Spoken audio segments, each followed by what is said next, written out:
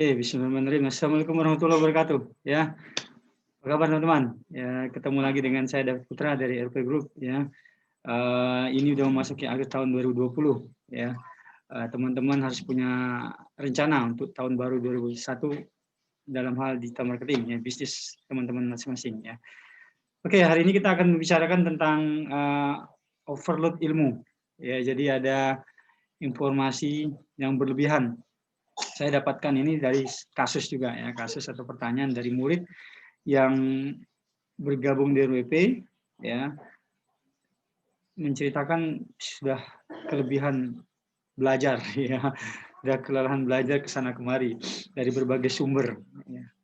Ada juga yang belum bisa belajar juga ke RWP karena udah mungkin kehabisan dana, ya, udah banyak keluar anggaran Pak karena belajar ke sana kemari, banyak grup, jadi tidak fokus, ya, dan tidak menghasilkan, ya, tidak menghasilkan, ya teman-teman. Ya, sayang, ya, kalau belajar banyak menghasilkan sih oke, ya, tapi kalau belajar banyak tidak menghasilkan, nah itu sangat disayangkan. Ada rugi dua minimal, ya. Pertama rugi biaya, kedua rugi di waktu, investasi waktu, investasi biaya itu teman-teman udah rugi. Nah, saya ada tips, ya, berdasarkan pengalaman belajar selama bertahun-tahun, ya, lebih kurang 10 tahun lebih, ya, 11, 12, sampai 13 tahun lah saya belajar, ya, dari tahun 2007, ya. Kalau teman-teman mau berhasil, kira-kira ada 3 tips sederhana nih yang akan saya bacakan, ya. Mudah-mudahan teman-teman bisa praktekkan nih, ya, dipraktekkan, lalu jangan sampai overload ilmu lagi, ya, overloadnya sampai tidak ketampung. Ya. Yang pertama itu tahan membaca liar. Wah, membaca liar, gimana nih membaca liar ditahannya? Biasanya mata kita, mata teman-teman itu sangat mudah tertarik dengan informasi baru, benar nggak? Ya, baca di WA, ya, baca di FB, di IG, di medsos, ada misalnya kisah sukses seseorang, wah langsung dibaca, ya, baca lalu dibaca tipsnya, bahkan ada ilmunya yang mungkin itu gratis atau berbayar, ya, diikuti terus. Nah, bukan satu dua, ya, ada lagi informasi lain, misalnya cara membuat website dengan instan, ya, instan dipraktikkan lagi, ya, misalnya tanpa ilmu SEO diterapkan lagi. Nanti suatu saat belajar lagi ilmu ABS, GATS, ya.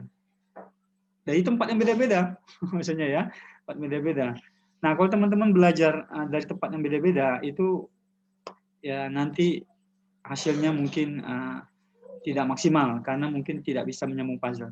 Nah, tahan membaca liar ini maksud saya bukan hanya digital marketingnya. Banyak orang-orang yaitu membaca informasi kadang-kadang tidak terkait dengan bisnis, ya, membaca informasi yang berhubungan sama berita, kepo, kepo, ya, pengen tahu, ya, apa saja pengen tahu, pengen dibaca. Nah, menurut saya itu ditahan.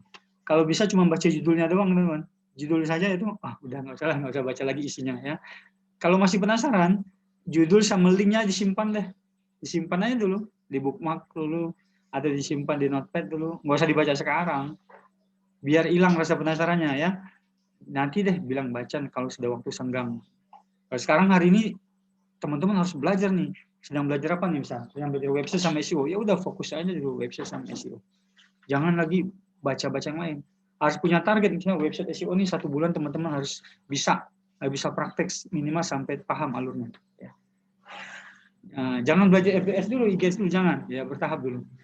Kalau mau bareng, boleh. Tipsnya itu belajar dari satu sumber. Kalau mau bareng, ya. Kalau beda sumber jangan, nanti teman-teman pusing. Ya, pusing sendiri.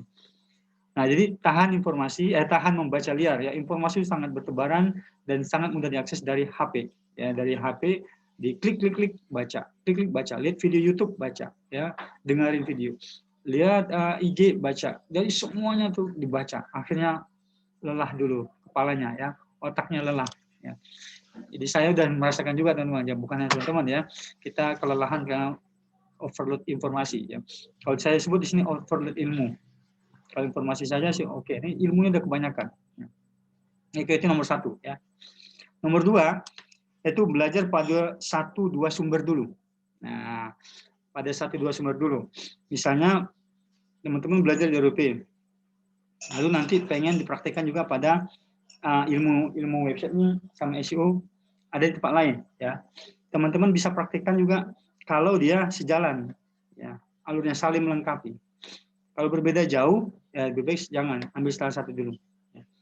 Karena ilmu materi-materi yang digital marketing dibuat berdasarkan pengalaman pelakunya ya, pemilik bisnisnya. Jadi setiap orang kadang punya pengalaman beda-beda, trik yang beda-beda.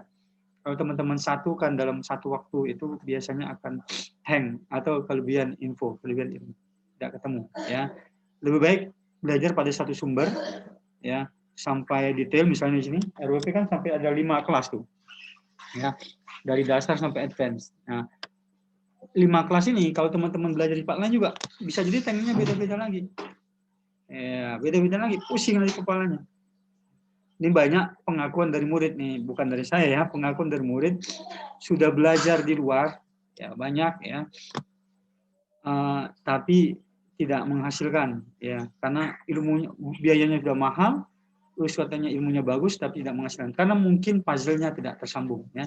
Sementara belajar di RWP biayanya murah dan menghasilkan. Itu pengakuan murid RWP ya, murid-murid RWP.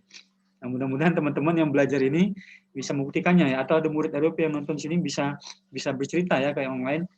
Kita belajar dengan biaya murah, relatif murah ya, tapi fokus saja dengan praktek-praktek ilmu sederhana menghasilkan. Nah, baru dalami lagi ilmu baru dalami lagi ilmu baru ya. Jadi teman-teman mesti belajar pada 1-2 sumber dulu. Kalau kelebihan 2 ya ada 1 aja deh. 1 sumber dulu, RWP dulu atau tempat lain dulu ya, jangan di RWP. 1 sumber dulu aja ya. Karena otak kita nggak bisa barengan belajar semua ilmu. Lelah nanti ya, teman-teman lelah dan tidak menghasilkan. Nah, yang terakhir nomor 3 ya, jangan jadi objek terus ya. Ini jangan jadi objek terus, jadilah subjek segera. Gimana tuh maksudnya ya? Nah, kalau teman-teman dijualin ya, RWP jualin teman-teman, yang lain jualin teman-teman, yang lain jualin teman-teman jadi objek kan? Dari target pasar ya. Setelah dapat ilmu, sudah dapat caranya, teman-teman cari lagi ilmu baru, jadi objek lagi. Kapan prakteknya ya, jadi objek terus, dijualin terus ya, dijualin sesekali nggak apa-apa, tapi ambil ilmunya, praktekkan pada website kita, pada bisnis kita ya. Kalau ada yang nawari lagi, tahan dulu. Kalau nggak nyambung ya, kalau masih nyambung ambil ya, ambil. Nah, silakan diambil ya kalau masih nyambung. Kalau nggak nyambung ya nggak usah diambil gitu ya. Nah, jadi subjek itu berarti praktek ya, praktek lalu jualan, praktek lalu SEO, jangan mau dijualin terus. Boleh kita dijualin tapi juga kita ngejual, jadi ada transaksi ya ke kitanya. Saya juga gitu, saya juga jual, saya juga membeli ya, saya juga jual ke teman-teman, saya juga membeli. Nah, dulu saya gencar beli panduan ya, saya gencar beli panduan video atau ebook ya. Sekarang karena udah terlalu banyak ilmu info lebih banyak praktek ya, lebih banyak praktek dan trial error.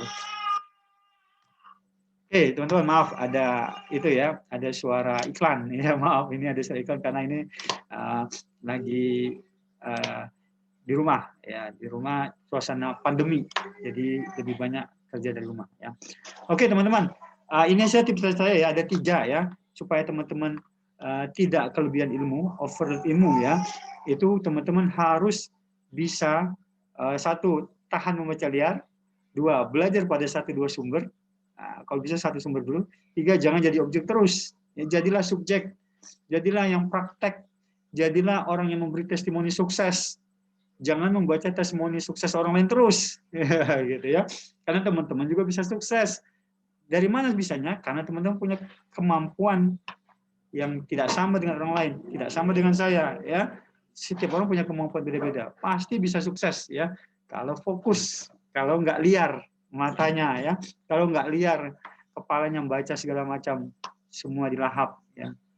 Ini tips dari saya, menyikapi ada beberapa orang yang lapor overload ilmu atau tidak bisa menyambung puzzle ilmu yang ada di internet ya. Semoga teman-teman bisa sadar bahwa teman-teman bisa jadi sukses dengan cara menjadi pelaku atau subjek, jangan jadi objek terus ya. Oke, sekian dari saya, sampai ketemu pada ilmu digital marketing yang lain. Assalamualaikum warahmatullahi wabarakatuh.